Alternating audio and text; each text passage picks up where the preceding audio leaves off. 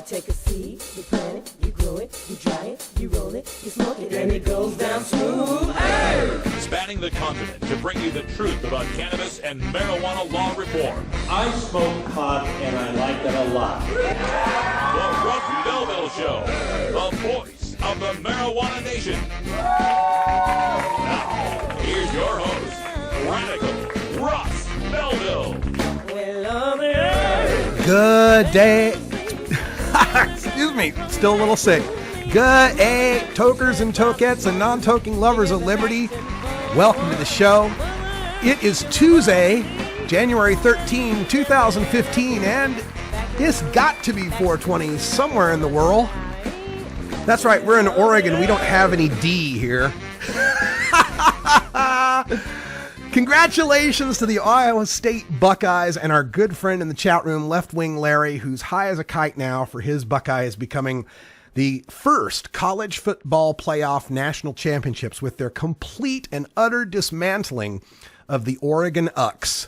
That's right, the Oregon Ucks, because they have no D. The D is silent here in Oregon. Oh my goodness. We'll talk more about that in hour 2 in Toker Talk Radio when we let what's left of my hair down and discuss all sorts of the topics of the day. But here in hour 1, we've got a jam-packed program for you today. Joining us at half past the hour, we've got another author joining us in our Reformers Reader. Grab the book here. The book is entitled Hard Chance, Tree Farming in Troubled Times.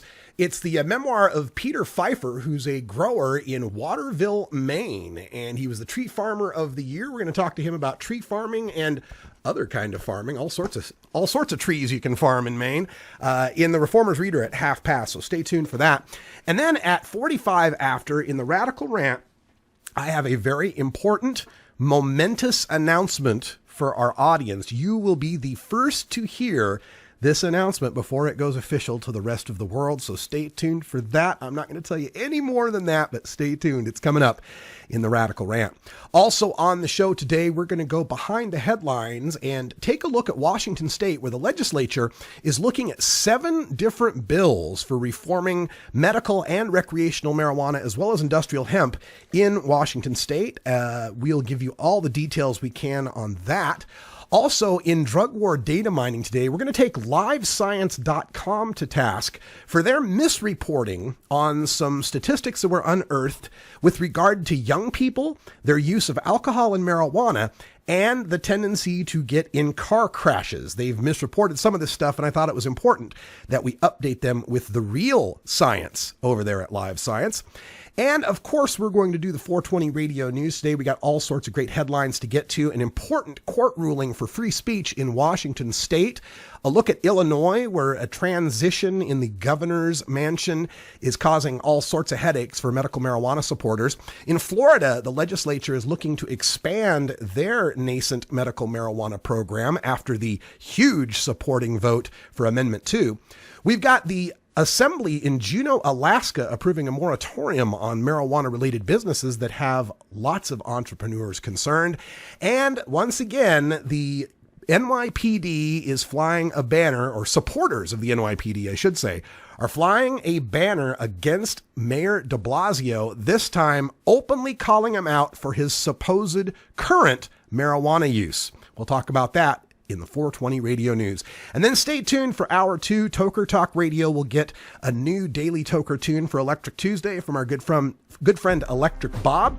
And like I said, we'll discuss the college football national championship and some other news in marijuana that I've been looking at today, including places where people like Senator Grassley from Iowa, Senator Feinstein from California, and those of us who support marijuana reform actually agree.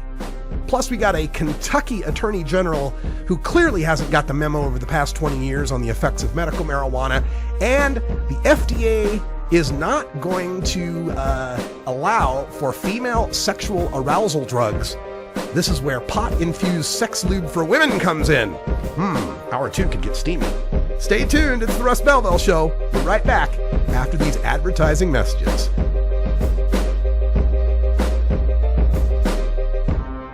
You're tuned into the Russ Belville Show, the voice of the marijuana nation.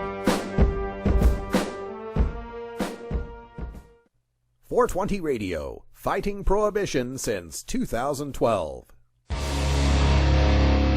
This is Radical Russ encouraging you to take a look at the Weed Blog every day. Johnny Green and the staff at the Weed Blog are on top of all the latest developments in the fight to end marijuana prohibition nationwide. You can even get the Weed Blog on your smartphone by installing the Weed Blog app for iPhone and Android. If it's about weed, it's on the Weed Blog, including my original writing. So don't delay.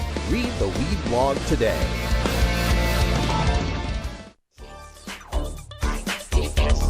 Big Daddy thinks. Funky roller ring.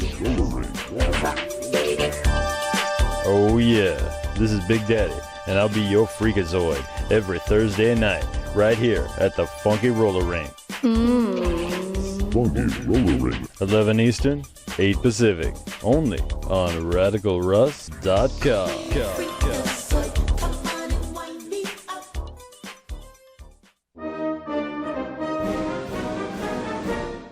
Sir, do you think there will or should come a time for us to discuss the possibility of legalization, regulation, and control of all drugs, thereby doing away with the violent criminal market as well as a major source of funding for international terrorism? Thank you so much for your time, Mr. President. Well, I think this is an entirely legitimate topic for debate. Name the time and place, Mr. President. Radical Russ has been prepping for this debate full-time since 2005. The Russ Belville Show.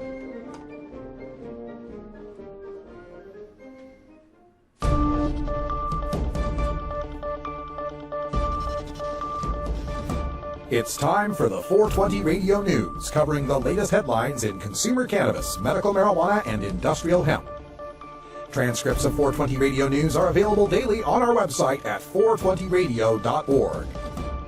Now, here's Russ Belville with your marijuana headlines in 4 minutes and 20 seconds. This is your 420 Radio News for Tuesday, January 13th, 2015. In Washington state, a Pierce County Superior Court judge has ruled unconstitutional a state law that prohibits doctors and other medical professionals from mentioning medical cannabis in their advertisements. Judge Elizabeth Martin said the law violates both the state and federal constitutions by curtailing free speech. The state might have an interest in regulating such advertising, but banning it outright is unacceptable, Martin said. Attorney Mark G. Olson of Everett argued in pleadings that the state's ban hindered patients' ability to find doctors willing to provide authorization cards to people seeking to use cannabis for medicinal purposes. The state argued that doctors, quote, cannot claim constitutionally protected commercial speech for the medical use of marijuana because marijuana is illegal under federal law and the medical use of marijuana remains illegal under state law, end quote, referring to the fact that Washington only provides an affirmative defense for medical marijuana patients. Outgoing Illinois Governor Quinn has failed to issue the licenses for state medical marijuana cultivators and dispensaries, an act that was originally promised to happen on January 1st. With the new administration casting a very jaundiced eye toward medical marijuana, supporters are now hopping mad. Quote, I'm real ticked off, said State Representative Louis Lang, the Skokie Democrat who authored the law. The state agencies were ready. These licenses were ready to be issued. The governor chose to not put his final stamp of approval on them, end quote. Incoming Governor-elect Rauner is known to not be a fan of the program and said during the campaign he would have vetoed the bill.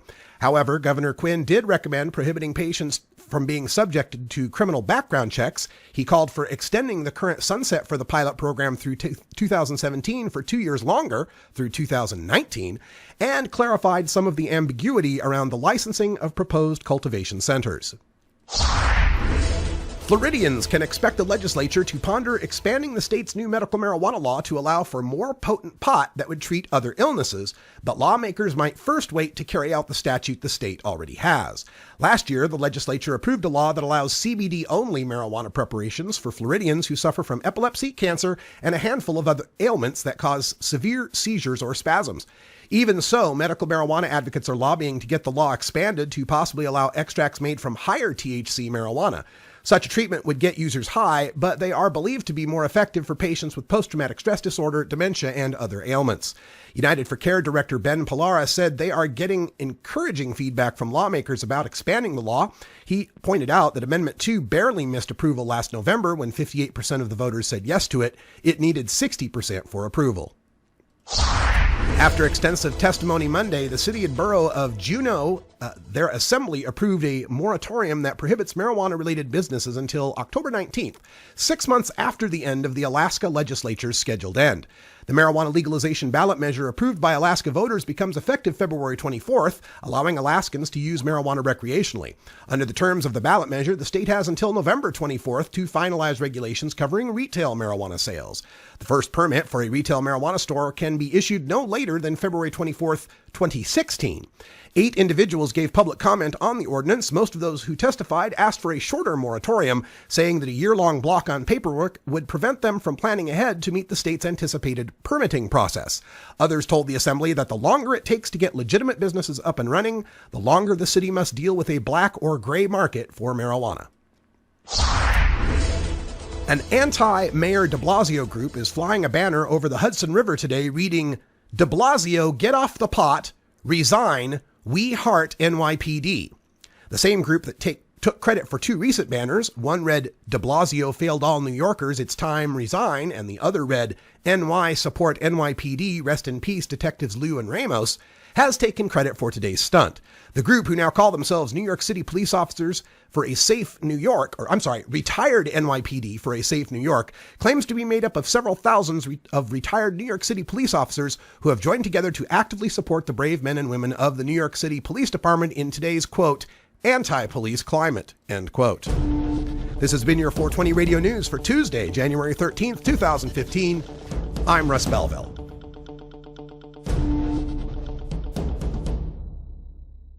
.420 Radio, your ticket to the Boston Freedom Rally. The International Cannabis Business Conference is coming to the Hyatt Regency Hotel in San Francisco, California, February 15th and 16th, 2015. Don't miss this exclusive opportunity to hear from the experts on the future of marijuana commerce, including scientists like Dr. Carl Hart, Dr. Amanda Ryman, and Dr. Stanton Peel, policy experts like Ethan Nadelman from Drug Policy Alliance, Anthony Johnson from Oregon's Legalization Campaign, travel author Rick Steves from Washington's Legalization Campaign, and California legalization pioneer Dale Sky Jones. Business experts like Harborside Steve D'Angelo, ArcView Group's Troy Dayton, and UFCW union leader Dan Rush. Cannabis journalists like Ricardo Baca, Steve Bloom, and Doug Fine, and California Republican Congressman Dana Rohrabacher, plus many, many more. Tickets are on sale now at internationalcbc.com, but hurry, last year's conference in Portland, Oregon was a sellout. International Cannabis Business Conference, San Francisco, California, February 15th and 16th, internationalcbc.com. NORML stands for Responsible Adult Cannabis Use. If cannabis use is causing problems in your life, consider taking a break or seeking medical assistance. Consider ceasing cannabis use if you have a family history of mental illness. Don't drive or operate heavy machinery while impaired by cannabis use. Cannabis use is not without risks, even though the risks are far less. The Green Cross has been an amazing source of cannabis medicines for my pain management. Whether I need edibles or tinctures or topicals, I'm able to combine the 2 or 3 to give me really successful pain control. It's the delivery service that Green Cross provides is just incredible. You get your medicine and it's delivered by a person that you trust. Whether we come to you or you come to us, the Green Cross delivers.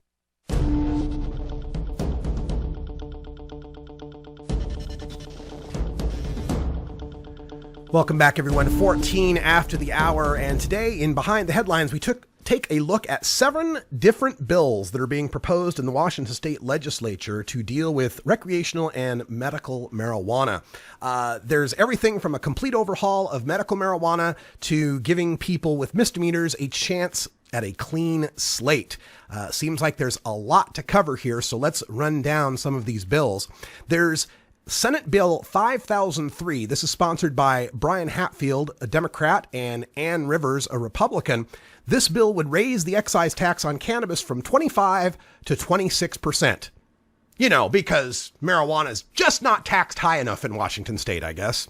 Let's hope that goes down in flames. Hatfield has also co-sponsored Senate Bill 5012 with Jim Honeyford, a Republican, in order to kickstart Washington's hemp industry. SB 5012 would give Washington State University researchers an August 2016 deadline to determine if and how such a hemp industry could be properly established. Preliminary indications would indicate that this would be something we could support moving forward on industrial hemp in Washington state. Rivers and Hatfield have also come up with Senate Bill 5052, and this is where the controversy comes in because it deals with the existing illegal marijuana dispensaries that are serving the medical marijuana patients. In SB 5052, they would require medical dispensaries to exclusively sell edibles and marijuana concentrates if they want to stay open, rather than dry, smokable cannabis. This is that idea that somehow a raw cannabis bud is only for recreational purposes, and if you really are using medicine, it should be a tincture or a balm or an oil or a vapor pen. I am opposed to this.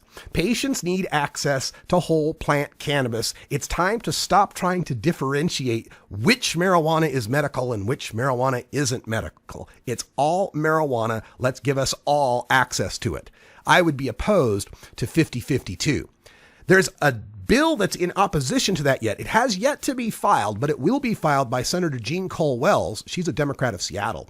Her idea is to fold the entire medical marijuana system into the I-502 structure and decrease the taxes to just one level of taxation at the production end, and to allow home grow for recreational users, up to 6 plants. This would probably be much preferable to the SB 5052. I know some Washington dispensary people and medical marijuana advocates are a little concerned of folding medical marijuana into I-502, but I'm of the belief that marijuana commerce is marijuana commerce. If you want to make money at it, everybody needs to be playing by the same rules.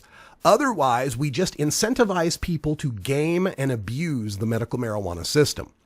Now, on the House side, Representative Sherry Appleton, a Democrat, has given a new bill, HB 1020. This has been dubbed the Rick Smith Memorial Act, and what it does is prohibits medical professionals from determining a patient's eligibility for an organ transplant solely on their use of medical cannabis. Rick Smith was a Seattle pot activist who died in 2012. He was waiting for a kidney transplant.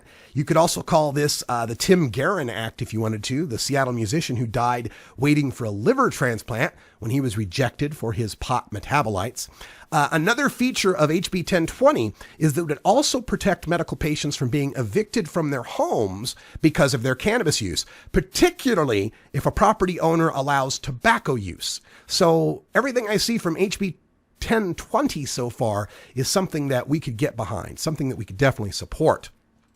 Now, for a bill that's probably a little controversial, although I actually support this, SB 5002 would be a bill aimed at stone driving by making it a traffic infraction to drive while an unsealed container of cannabis is present in the car, whether it's the driver's or not. It would also require any amount of cannabis en route to somewhere else still be behind an unbroken seal.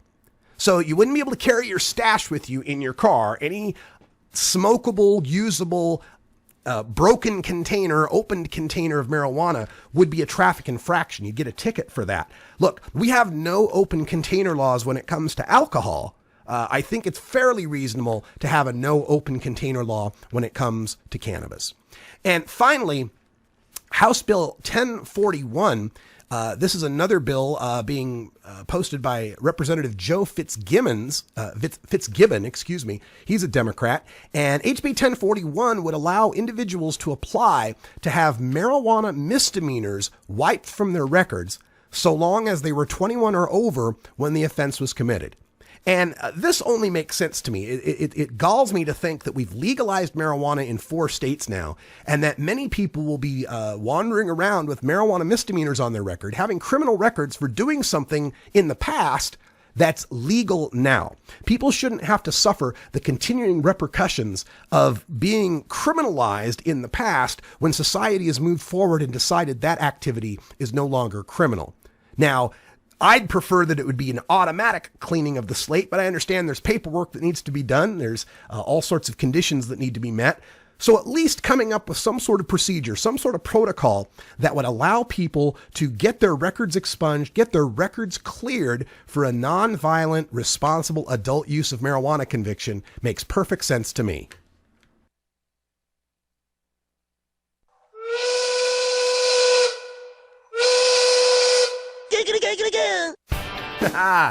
All right, welcome back, everyone. It's 4:20 in Denver. I don't know, welcome back. You didn't go anywhere.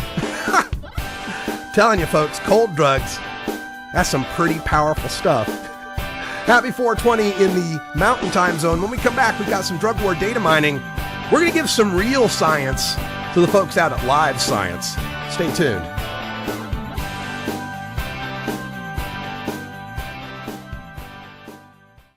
.420 Radio, freeing your mind 24 hours a day. Georgia. Hi, this is Willie Nelson. Alcohol prohibition didn't work in the 1920s, and marijuana prohibition isn't working today. It's time we stopped arresting responsible marijuana smokers. It's the fair thing to do. For more information, contact NORML, the National Organization for the Reform of Marijuana Laws. Call toll-free 888-67-NORML or visit their website at norml.org. Funky Roller Ring. Oh, yeah. What's happening, Groovy Cats? This is your Funk Master of Ceremonies, Big Daddy. And I want you to join me every Thursday night at 11 Eastern, 8 Pacific, right here at the Funky Roller Ring. Oh, yeah. Your home of soul, funk, and disco, baby. Funky-licious. There's always a party at the Funky Roller Ring. Get.Buzz. .Buzz is the internet platform that fuels community interest, excitement, and new experiences. .Buzz is the premier online destination for internet users seeking the latest news on a variety of topics. .Buzz appeals to groups active in blogging, communications, journalism, advertising, and marketing. .Buzz offers registrants a stronger alternative to the shrinking namespace of existing top-level domain names, such as .com, .net, and .org. Get your name now at get.buzz. Arguing for the end of adult marijuana prohibition is easy because we have facts, science, reason, compassion, evidence, truth, and logic on our side. It is even easier when researchers catalog it all for us. Learn how to gather the facts on marijuana use, arrests, seizures, rehabs, drug tests, and more in this edition of Drug War Data Mining. Welcome back, everyone. 22 and a half after the hour, and today I'm reporting on a headline that I saw on LiveScience.com. Headline reads, half of teen young adult car crash deaths involve pot or alcohol. Okay, so let's take a look at some of this data. They say half of the teen and young adult drivers who die in car crashes are under the influence of either pot, alcohol, or both. And I think you'll probably guess what I have a problem with this in this opening statement, and that is the term under the influence. We'll get back to that in just a second. Roscoe's upset about something. Excuse me there. The crash victims in this study were over age 20, were between the ages of 16 and 25. And they did this study based on data in the Fatality Analysis Reporting System. This is the federal database of fatal car crashes. They focused on California, Connecticut, Hawaii, Illinois, New Hampshire, New Jersey, Rhode Island, Washington, and West Virginia. The reason they picked those 8 states is these states routinely test their fatal car crash victims for drug and alcohol within an hour of the crash. At least 85% of them. So there's some fairly consistent data here. I would note there that there's a big disparity in these states. California is a state with wide open access to marijuana. I know it's supposed to be medical, but just about anybody who wants to get marijuana in California can find a way to get it if they really want to. Compare that to a state like New Jersey, where the access to marijuana is extremely limited. We've got a Rhode Island in there that has the greatest use of marijuana in the country, and we're comparing it to like a West Virginia that has very low use of marijuana. So how much this data can be correlated amongst those 8 states, when they have such differing regimes for the regulation and accessibility to marijuana seems a little bit odd to me. It's also odd when you consider Washington State has legal marijuana for people age 21 and older, which I also think confounds things a little bit. The reason this is important, car crashes are the leading cause of death for 18 to 25-year-olds in the United States, and driving under the influence is a major cause of these accidents. And according to the research, the researchers found half of the young drivers, this is age 16 to 25, half of them, or 50.3% of the young drivers who died, were drunk or high at the time of their fatal crashes. In total, 36.8% tested positive for alcohol alone, while 5.9% tested positive for marijuana alone, and 7.6% had been using both. Folks, this is where they made the huge mistake. They were not drunk or high at the time of their fatal crashes. Detecting whether they had alcohol in their system could be an indicator that they were impaired, that they were drunk at the time. But finding marijuana metabolites in their urine or blood, or even finding active THC in the blood, does not guarantee that the person was, quote, high at the time of their fatal crash. The metabolites from marijuana can show up in these tests for hours, days, even weeks in heavy consumers like me. All we're finding out here is that half of the people who died in a crash might be pot smokers. And in fact, actually, that's not even close, because 36.8% of them were alcohol alone. The only ones that had marijuana were the 5.9% for marijuana and 7.6% for both. And by my math, that's what, 13.5%? So maybe 1 out of 8 drivers between the ages of 16 and 25 was a pot smoker, which pretty much correlates to what we find in the marijuana use rates on a monthly basis of people between the ages of 16 and 25. We don't see a higher rate of marijuana positives amongst the people who are in the crashes than when we would find in a random sampling of 16 to 25-year-olds. This is just another continuation of misreporting and sloppy reporting of science when it comes to marijuana, its metabolites, and its effects on impairment. The other thing these researchers like to say is that at age 21, the likelihood of finding alcohol alone in a crash victim system went up 14%. At the same time, the likelihood of finding pot alone went down 24%, but the chances of finding both alcohol and marijuana in the victims was 22% higher than in those under age 21. So what we're learning here is that once someone turns 21, they're more likely to be using legal substances for them. Alcohol legal at age 21, marijuana in Washington State legal at age 21. So there's no correlation here. There's nothing that this is telling us that somehow marijuana use goes up or down when it comes to whether or not it's legal or someone is age 21. What we find, especially in a place like California or Washington, when you're 21, you're able to use marijuana legally. It's no surprise you're going to find more people using marijuana. So this is some junk science, some flawed, sloppy reporting on marijuana metabolites, and it needs to be called out. I'll post this link in our chat room if you'd like to log on there and add your comments of disapproval on their misreporting on marijuana science.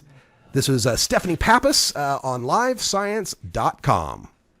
420 Radio, your ticket to Seattle Hemp Fest.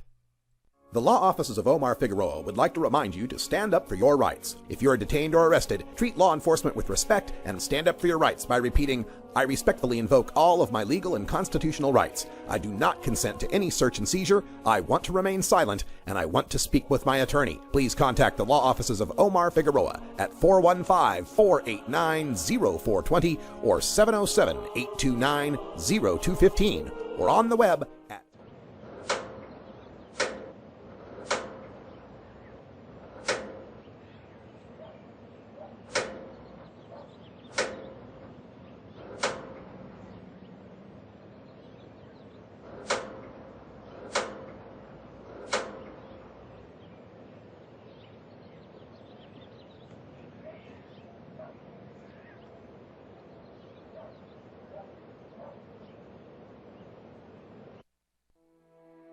Are you a hypocrite? If you live a closeted cannabis lifestyle, you are. Read about 7 people living a closeted cannabis lifestyle who are on the verge of coming out in The Hypocrites by Mara K. Eaton. Available at areyouahypocrite.net. You can purchase the book on Amazon and Barnes & Noble, also available on iTunes.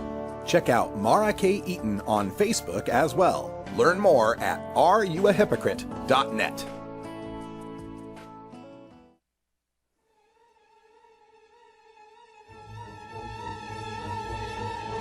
The best weapon you can have in the Prohibition War is your mind. Fill your head with the knowledge you need by checking out this latest entry in the Russ Belville Show's Reformer's Reader. Welcome back, everyone. Half past the hour, and today in Reformer's Reader, we're taking a look at a book entitled Hard Chance, Tree Farming in Troubled Times. And joining us to discuss the book is the author from the great state of Maine. We have Peter Pfeiffer on the phone. Peter, welcome to the show. Hello, can you hear me? Yeah, we can hear you just fine. How's our connection? Okay. I hear my own voice. Oh, you're getting a little bit of echo there? Yes. Okay, let me see if I can fix that. Peter, welcome to the show. I was wondering if you could tell our listeners just a little bit about this book, Hard Chance, Tree Farming in Troubled Times. Well, it's kind of a laundry basket of ideas and experiences I've had over the past few decades living here in Maine. I grew up in Maine, and after traveling the world, I moved back. It started to look pretty good in the early 70s when America was in such turmoil. And living in northern Maine, about the only job available was cutting wood, working in the forest. So that's what I did. And this book is an attempt to explain both how to work in the woods and why someone would want to take on such a job. You know, and I have to be clear for our listeners out there, since we are on 420 radio, when we're talking about tree farming here, we mean real trees, like timber, right? Yes, real trees, yeah. Yep, that grow in the woods, yeah. Okay. And according to the information that I have here on your bio, you're from the Vietnam War generation, and of course, living in Maine. I imagine that marijuana does impact this story a little bit, doesn't it? Well, it certainly impacted my life. I found myself in jail back in 1984 for, I don't know, I guess you'd call it growing to endanger or something similar. And I was the only person in jail that wasn't there for alcohol violations, but aside from that irony, it was... yeah, it kind of forced me to think about things and wonder exactly what they were hoping to gain by putting someone like myself in jail.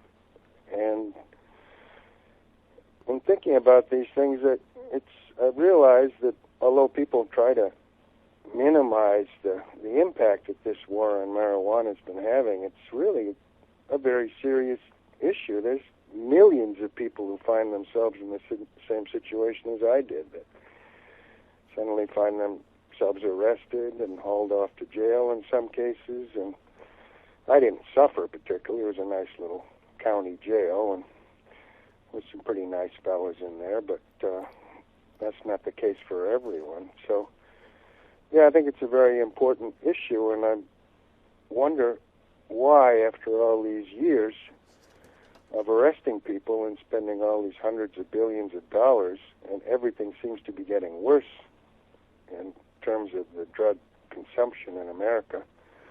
I mean, why no one is discussing this issue?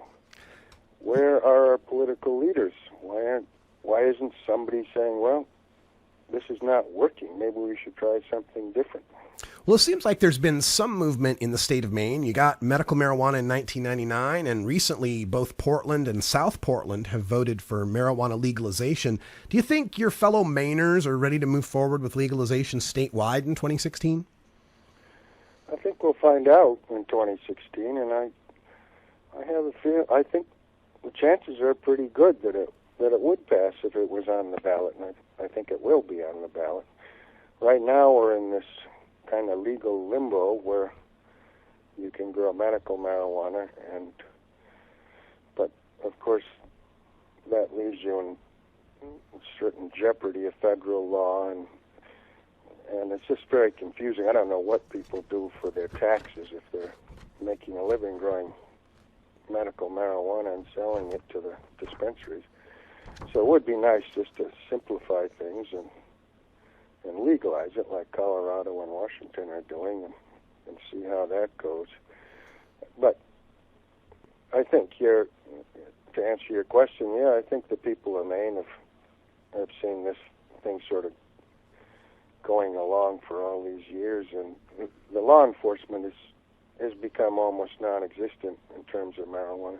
In fact, one of the biggest stories on the news this past year was some guy was growing medical marijuana, and some fellas showed up dressed as policemen and stole his crop. Oh. And the police were very conscientious in tracking these guys down and arresting them, and I don't know if they returned the guy's crop to him or not, but people being arrested for marijuana is almost you never hear of it anymore. So we are moving in the right direction. That's it's great. It's nice to simplify things and clarify things. I agree. That's great news. And folks, we're talking about the book Hard Chance, Tree Farming in Troubled Times by Peter Pfeiffer. It's a series of essays and kind of a memoir, if you will, of your experiences. And it describes here how after the Vietnam War, you were, a pretty angry young man and maybe even potentially wanting to get more radicalized, but that the forests of Maine and the act of forestry there actually calmed you down. I found that kind of, revealing. I mean, of course, nature has that ability to soothe people in certain ways, but also, isn't forestry one of the most dangerous occupations out there as far as, risks to life and limb? Yeah, it's right up there with fishing and farming. And you have to be careful. But at the same time, it's nice to be independent, to go out and have your own job and to earn your living from the land. And the 60s and into the 70s was a very, very turbulent time, and the war in Vietnam, I still believe, was a colossal mistake, and I think we lost, and we could have just skipped the whole thing, and I don't think anything would have been different. And now I sort of feel the same way about the war on drugs, that we're losing that, and we're, you have to, I'm not quite as, I'm not about to take to the streets the way we were during the Vietnam era, but back then it just was really great to return home to Maine and just move back into the woods and find myself in the company of a lot of like-minded people, pacifist type of people who just wanted to get out of the tumult and out of the traffic of what was going on in those days, and to find a nice job that made sense, an honorable job. And so, it did settle me down quite a bit. You wouldn't think that running a chainsaw would settle you down, but in my case, it did. Well, that's good. Now, one aspect of the marijuana community that seems to run through most of us is an appreciation for nature and the need for sustainability. A lot of the folks that we talk to in the industrial hemp movement, for example, talk about sustainability. As someone who's an independent forester, what would you like to tell people about the need to care for the forests and maybe some suggestions as to how we could make our planet a little better place? Well, certainly, from what I know about hemp, which, I've only read the literature and read the books on the subject and followed the history of it. I've never grown it or processed it, but it appears that you could make a lot of things out of hemp that we now are making out of wood. Do you think that's a concern for the forestry industry, that maybe there's a competition there? No, I don't, because, we have an enormous population of people that needs an enormous number of things. So, I mean, there's plenty of uses to put wood to besides waste paper. And so, I mean, we can use the forest for heat and for lumber and for a lot of other products. So hemp is fine. I have no problem with that, and it'd be nice to have some small farms and processing plants. That would be a whole other industry. And of course, I've always been, I mean, the whole point of tree farming is to harvest wood sustainably. I've been working on my own wood lot here for over 40 years. It's only 100 acres, but I've been, getting a good crop every year for all that time. And and I think if we would just approach the wood harvesting in a little bit more long-sighted terms, and I think it would be to everyone's advantage, certainly to future generations. Absolutely. We're speaking with Peter Pfeiffer. He's a independent tree farmer in Maine. The book is called Hard Chance, Tree Farming in Troubled Times. And the book also mentions that you're a playwright. Can you tell us a little bit about that? Well, yeah, I wouldn't say I am a playwright. I was a playwright for the In Spite of Life Players. And that was one of the joys of coming back to this neighborhood, is we had quite a few people with a lot of ideas here, really playful people. And so before we knew it, we had to form a theater group in order to express all these ideas and put them on stage and get them off our chests before they... So we started this group and ended up calling it the In Spite of Life Players for various reasons that are explained in the book. And we put it on outdoor plays on the 4th of July in this giant gravel pit, which were pretty hilarious. It was a huge parade, and then we put on these funny plays. Wow. It sounds like you've lived a very varied life, and a lot of people can learn all about it in this book, Hard Chance, Tree Farming in Troubled Times. We've got about 30 seconds. Can you give people any internet addresses, Facebooks, or anything like that if they want to get in touch with you or get a hold of your book? Well, they can buy it on Amazon or from their local bookstore. I'm not on Facebook or anything. I'm afraid I'm kind of old-fashioned in that regard. Hey, you're probably a lot more peaceful for it. I got to tell you, as somebody who's connected to everything, I kind of have some envy for those of you that aren't on all these things.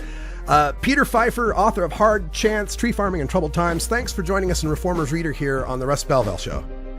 Okay, well, thank you very much. It's been a pleasure talking to you. Yeah, and good luck on the book. Okay. Good night now. All right. When we come back, we'll have time for a radical rant. A very important announcement coming to you from Portland, Oregon. I've been teasing it for weeks. You'll be the first to know. I promised you that. So stay tuned.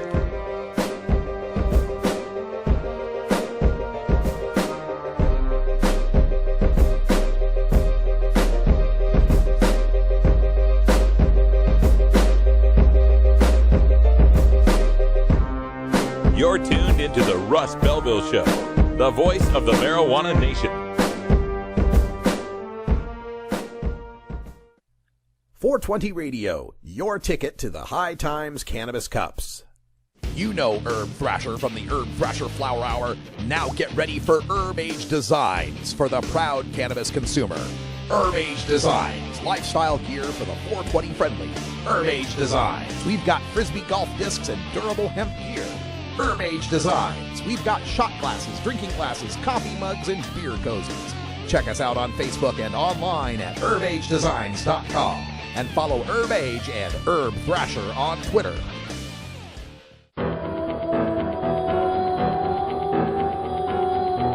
In the interest of fair and balanced journalism, the Russ Belville Show presents the anti-drug public service announcement of the day. Hey, Lindsay?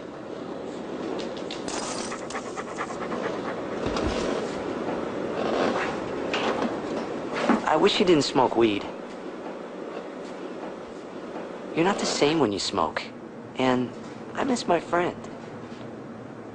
I'll be outside.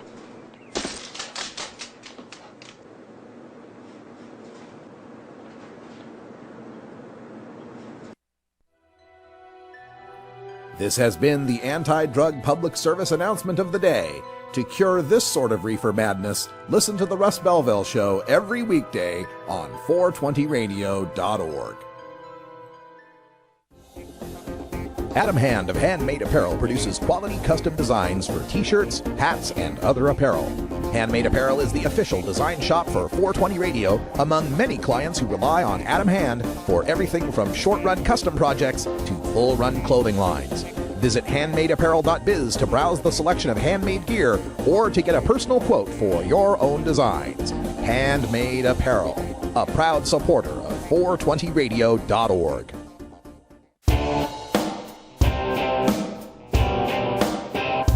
We must wage what I have called total war against public enemy number one. I support a change in law to end federal criminal penalties for possession of up to 1 ounce of marijuana.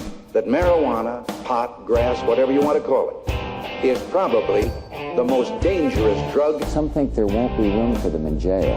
We'll make room. I experimented with marijuana a time or two, and I didn't like it and didn't inhale. And one major responsibility is to encourage people to use less drugs. Entirely legitimate topic for debate. Radical Rant.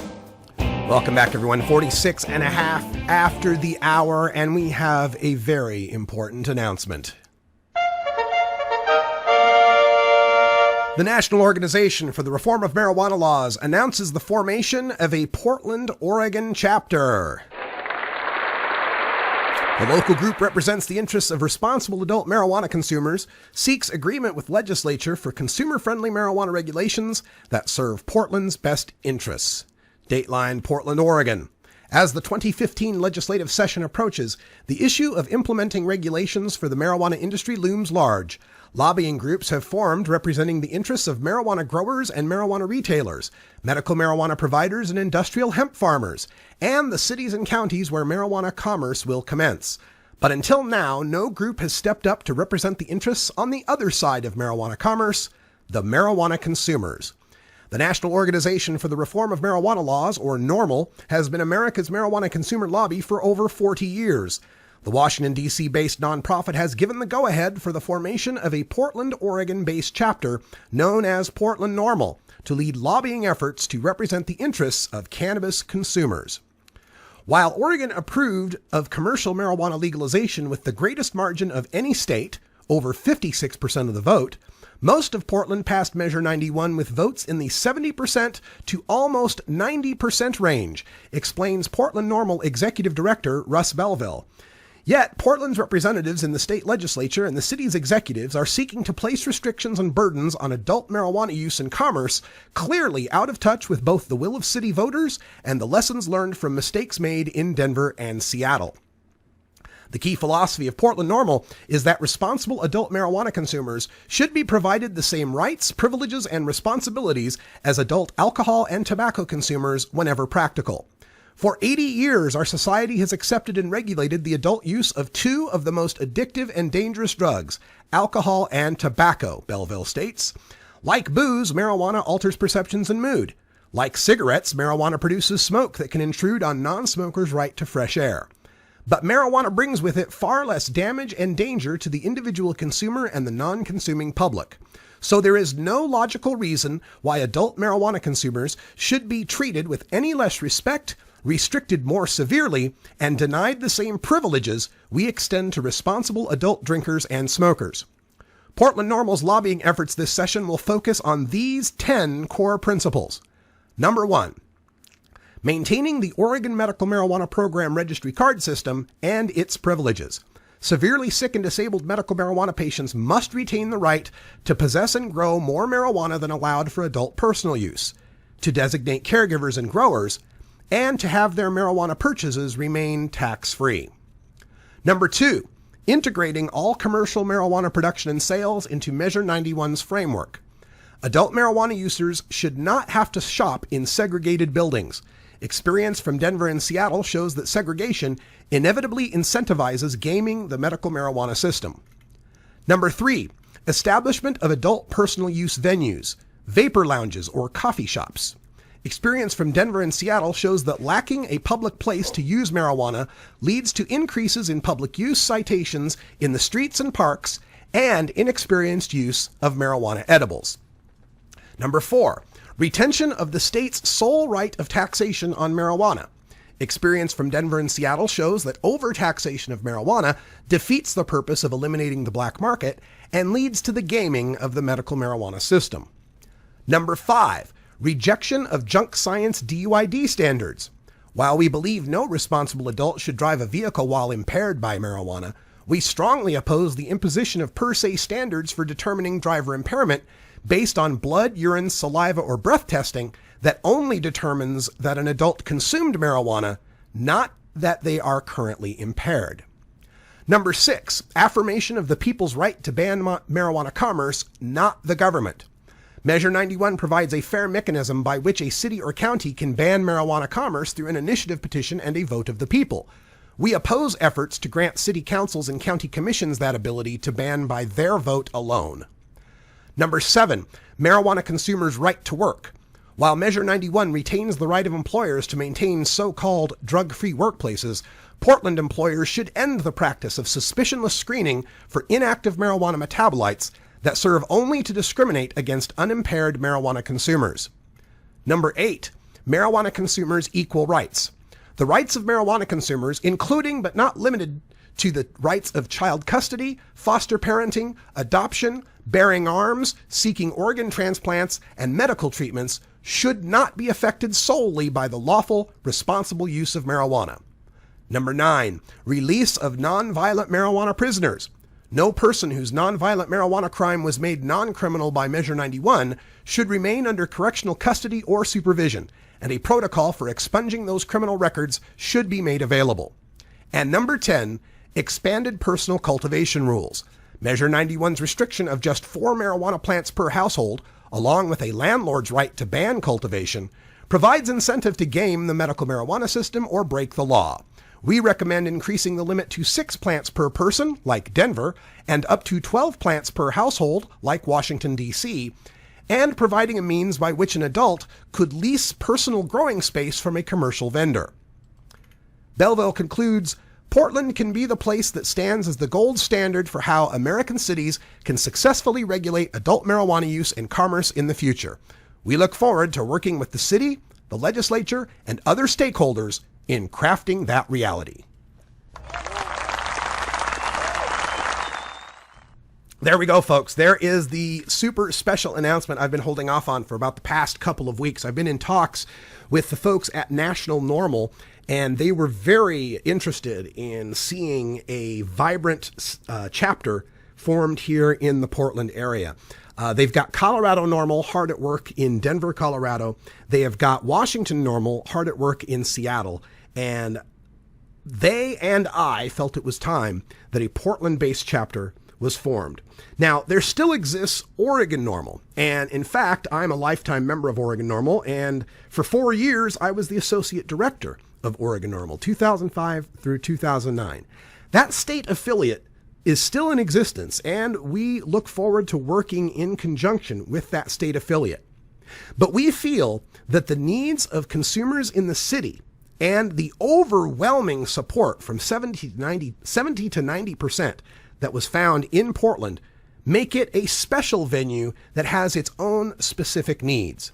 While Oregon NORML will have to work with the growers in Southern Oregon and the anti-pot people in Eastern Oregon, by focusing simply on the city of Portland, we can focus on people who already largely accept most of what we believe, and we can use that to our advantage to convince legislators and regulators in Portland to make the city the premier gold standard destination for marijuana legalization.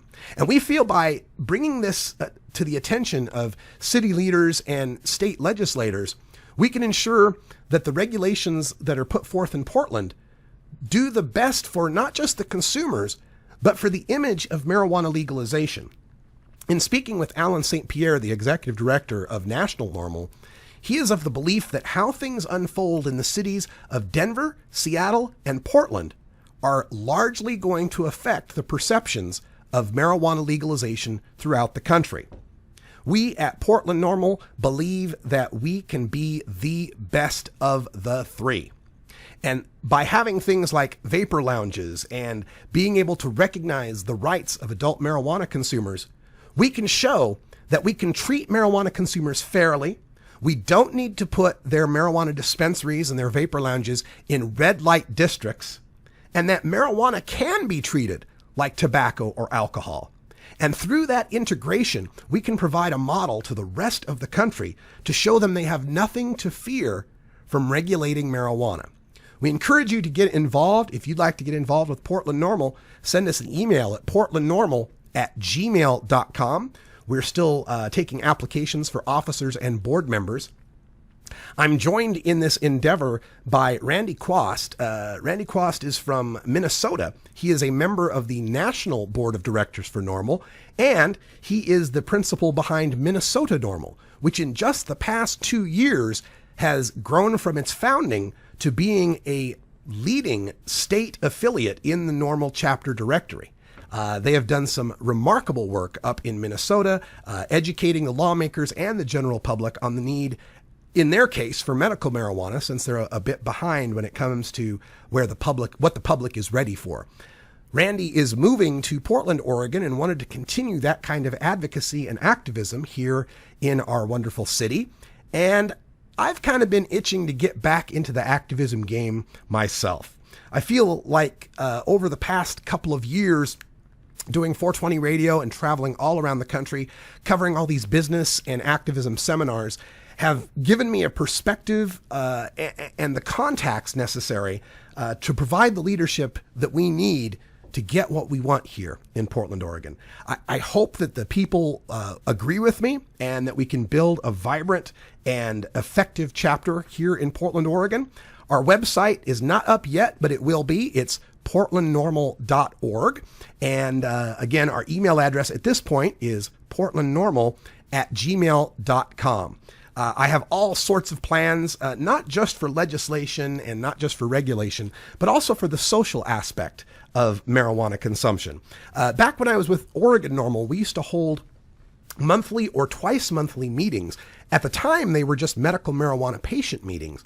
But now, with legalization, and especially, even though that our legalization doesn't take effect until July, Multnomah County's prosecuting attorney has said he won't prosecute any marijuana cases that would be legal as of July. So I think we have the go-ahead to begin holding monthly or twice monthly meetings to give status updates to our membership, to take information and suggestions from our membership, and of course to have a good, fun, social time. We'll have raffles and giveaways and presentations and all sorts of great stuff. We also look forward to putting together marijuana-related events and screenings. I have contacts now with some of the best marijuana documentarians in the world and access to screener copies of their materials. So we look forward to getting that out and being able to show some of these movies to people and have them learn more about the need for marijuana regulation. We also look forward to hosting a marijuana festival in the park and doing all sorts of things to bring the reality of marijuana legalization in a non-threatening, non-scary way to the public, and to do so while looking and speaking and presenting like the professional, responsible adults that we are. So thank all of you for your support. I couldn't do this without the backing of a lot of really good people. We'll keep you posted as things break with Portland NORML. We haven't yet released that press release to the local media. We'll probably do that tomorrow. Stay tuned for Hour 2. Toker Talk Radio's next. I'm Radical Russ. Until next time, take care of each other, Tokers.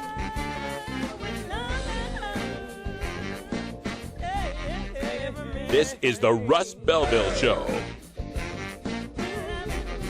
The Russ Belville Show is blogging and podcasting daily at radicalruss.com. Take a seat, you giant, you're